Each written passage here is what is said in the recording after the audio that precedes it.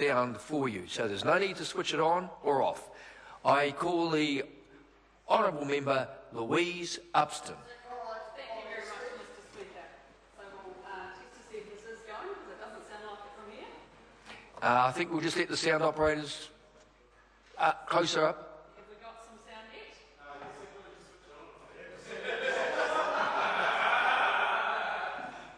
I think he's signalling to switch it on, yes. Okay, so it's on now. Thank you, Mr. Speaker. So just leave it that way, everybody. Thank you. Let's go. So, Mr. Speaker, obviously it's been an interesting afternoon in the House with some challenges with our sound system. I know our technicians are working incredibly hard to sort the situation out for us. Mr. Speaker, I do want to just say, before I start my contribution in the debate on the Prime Minister's statement, that I want to wish the Right Honourable Dr Lockwood Smith farewell this afternoon for his service in the House and for his 4 years as the Speaker, and to wish the incoming Speaker, the Right Honourable David Carter, all the best. He did an incredible job today despite the sound system being off, and so I think we've got some great things ahead of us. And in speaking of great things ahead of us, I'm really proud to be a Kiwi, and I think we've got great opportunities in front of us. And I think the last contribution from the Labour Speaker opposite says it all. Black and white, categoric, they will oppose anything that National puts up. Well, actually, I think that's kind of stupid. And lots of New Zealanders out there also agree. Because at the end of the day, if it's a good idea, if it's going to solve some of the challenges that ordinary hard-working New Zealanders are facing, then I actually think the Labour Party should look at it. They should start thinking about using the word yes from time to time, instead of just black and white saying no to everything this side of the House suggests. Because at the end of the day, they're saying no to economic growth, they're saying no to jobs, they're saying no to food on the tables of the kids that they purport to protect on a daily basis. So that's why I think, Mr. Speaker, that it's just absolutely ridiculous for a member opposite to make that kind of statement in this House if we come to this Parliament in representing a constituency with the intention of a better New Zealander, a better New Zealand. We might have different pathways, but each and every one of us should hold dear to that commitment that we serve in this place to make New Zealand a better country. And Mr. Speaker, that's definitely why I came to this place and why I'm proud to be a member of the National Party government led so ably by Prime Minister John Key. Because this is about making sure that the opportunities that New Zealand have, each and every one of us is able to make the most of it. Yes, we've faced some challenges as a country. I think the member who resumed his seat must have had his head buried in the sand, not to take any consideration of the sorts of challenges this government has faced, both financial and natural disasters that have led to some of the most difficult and challenging economic circumstances ever faced. So I would invite that member to get your head out of the sand and actually start looking at the circumstances this country has faced over the 4 years and the work that this government is doing and continues to do with a robust economic plan that has been detailed in now 5 out of 6 documents in terms of our business growth agenda. And I sat next to a gentleman on the plane just last week, and we had a conversation about debt. And the conversation was around, why is it that the Prime Minister's opening conversation in any speech is about the economy? And the reality is it has to be. It has to be right now. And he said to me, why is it that we are so determined to get our books back and balanced? And I thought, well, it's no different. It's no different to what you do at home. It's no different to what businesses do. It's no different for us as a government to have to make sure that we get on top of our debt and we start paying it down. And this side of the House actually has a very robust plan for making that happen. That side of the House, unfortunately, Mr. Speaker, just wants to go out and print more money and rack up more debt for generations to come. So it was an interesting conversation I had with this gentleman on the plane in terms of very plainly and very simply why the economy is the #1 priority for this government. And it was really interesting, Mr. Speaker, being at the Business New Zealand Back to the Grindstone meeting last night. And you could have heard a pin drop despite there being hundreds of people in the town hall, it was really interesting. You could not hear a pin drop when the Prime Minister spoke, because the people in that room, and they're not just business people, they are scientists, they are trade unionists, they are all sorts of people from all sorts of organisations, and they were listening very carefully to the Prime Minister, because they know that this government has a plan that we are following.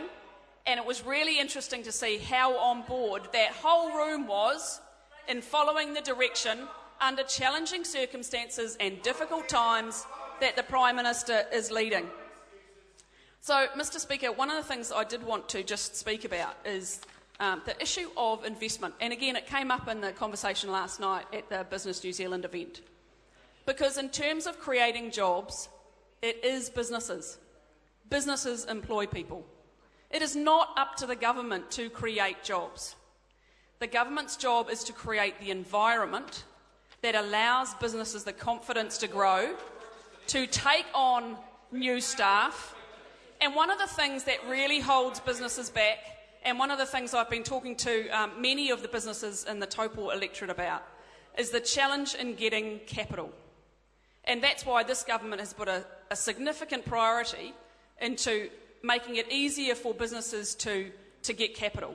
And one of the things that, again, that side of the House is very loud and proud about saying no to is foreign investment.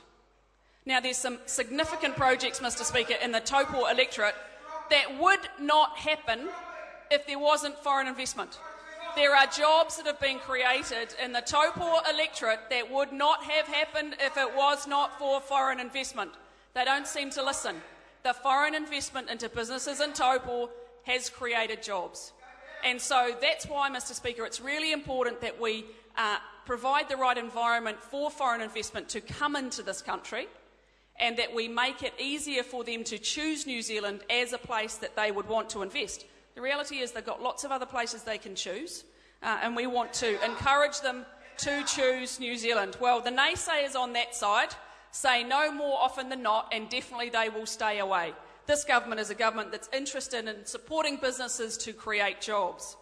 Now, the other thing I want to speak about, Mr Speaker, is the power of our people. The thing that is always really important to me and is incredibly important to this side of the House is boosting skills. And it starts in early childhood education. We heard it today in question time. Where is the focus for lifting achievement? The focus on lifting achievement, first and foremost, is making sure we have a larger percentage of our young children attending early childhood education. 98% is that target. And one of the things that I've been doing as a local MP is having conversations with my community to say, well, how do we make sure that we achieve that 98% in the Taupo electorate? Whether it's in Turangi, whether it's in Tokoroa, whether it's in Mangakino, how do we make that happen? Because it's important. Everywhere I go, people know the importance of education. So we've got to focus on the barriers. And it was quite interesting to sit in a select committee and be part of hearing submissions about concerns that submitters have about partnership schools. And one of the submitters talked about the fact that choice in education has caused inequality.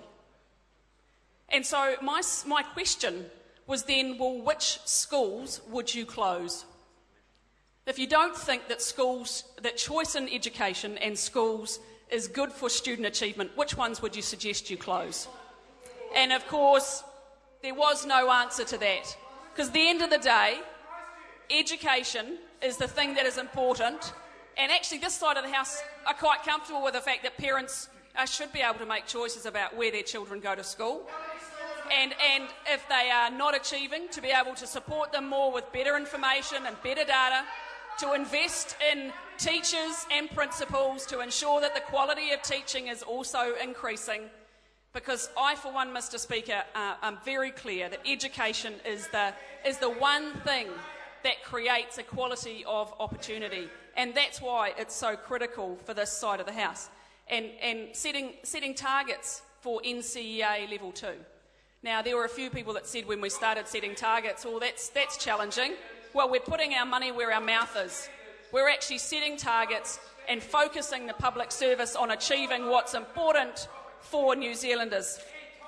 Mr Speaker, it's been my privilege to speak in this debate. The government has a very robust and very detailed plan about how we are addressing the challenges in the economy that side of the House want to keep their head in the sand over. We have fantastic opportunities as this country.